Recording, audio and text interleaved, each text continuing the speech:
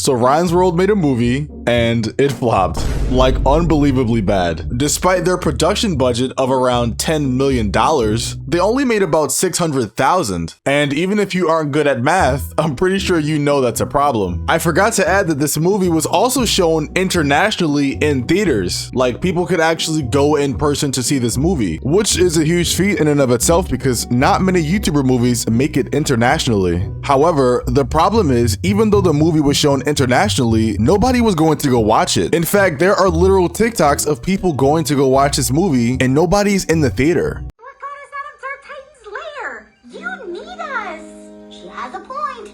How's this for a point? I'm the big brother, I know best, and I'm in charge.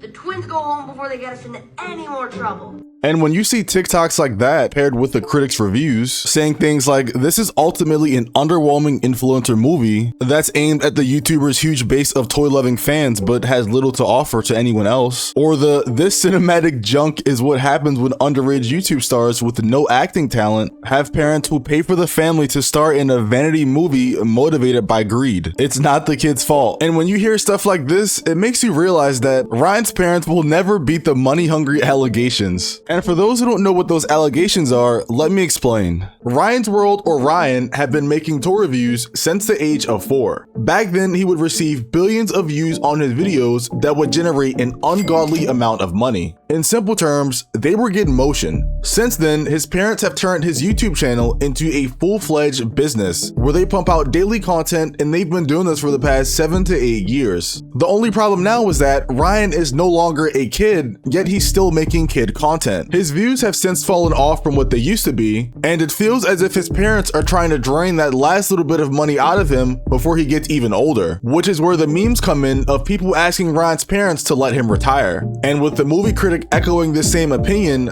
my guess is that this movie is another one of their last attempts at squeezing out the remaining Ryan's World money. But before I can make any final opinions on it, I have to do what any self-respecting man would do, which is buying the movie and watching it so I can make my own opinions. Please like and subscribe so I can earn my money back. The movie starts off in a dystopian society where Ryan traps people and then kills them. No, I'm kidding. He's doing a magic trick. However, the magic trick is ruined because his sisters took some goo and he was really annoyed, and that's basically like the main plot of this movie, or that his little sisters are just really annoying. Like they ruined his magic trick while he was live streaming to like 1 million people, and then they bedazzled his hoodie, which he doesn't want, and then they took his helmet and bedazzled that too, which he also doesn't want. And props to Ryan because I definitely would have crashed out. Like they legitimately read his sign that said keep out and specifically named them both out, and they still went in. Like this film has to be rage bait because I'm getting annoyed watching it. After this, Ryan and his friend Aiden head to the comic store where we have to witness some of the worst acting ever. After they get to the comic shop,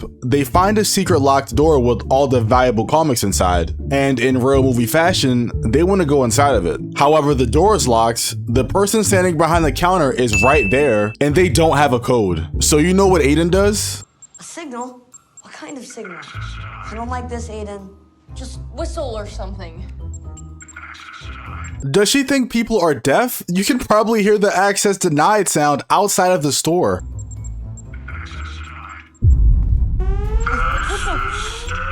She stood there in plain sight trying to brute force a 6 to 7 digit code combination, which is damn near impossible. But I don't think you guys know just how impossible that is. So I plugged the problem into ChatGPT to try to get an accurate representation, and as you can see by the odds, now you know what I was talking about. Wow, man. Damn. Eventually, of course, Ryan and Aiden are let back into the room because Ryan has clout, and then they discover the Red Titan book, which uses the same characters that Ryan does, but Ryan never created it. So he takes the book and then they leave the comic store, and that basically starts the part 2 of the movie. Now, of course, I'm not going to go into great detail about every single part of the movie. I'm just trying to give a very broad summary. Somehow, some way, the book that Ryan got from the comic store opens like a portal to another world, which also is never really explained either. We just kind of jump headfirst into it, but Ryan is then turned into a superhero where not even a minute later, he's already catching smoke. I also don't even know what this is. I thought it was like a Pokemon. Oh, let me have this. That was pretty cool, huh? My beast can blow winds up to 100 miles per hour. While Ryan is in this animation world, Aiden is in the real world just making sure his parents don't find out. And to be honest, I don't really feel like this needs any further explanation. Why is he low-key kinda? Ryan finally finds one of the villains in this world and they low-key start scrapping. Like it was no dialogue, it was just straight hands.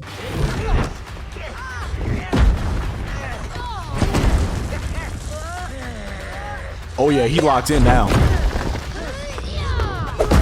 I ain't gonna lie, if Ryan would have connected that punch, he would have been burnt toast. That was one of them All Might punches from My Hero Academia. I also forgot to mention that Ryan's sisters, along with some of other Ryan's toys, are in jail right now. They're kind of being useless. They got caught by some Scooby-Doo trapdoor type trap, and it's kind of embarrassing because they're supposed to be superheroes. Like imagine Superman getting caught in a booby trap. Like it just shouldn't happen. Eventually, they all get out of jail and they meet up with Ryan, and they all collectively give Dark Titan the beats. And they leave Lil Bro under a chandelier. However, during this fight, they find out that Dark Titan isn't even a head honcho, like there's somebody above him. You're lucky I'm not calling the actual boss!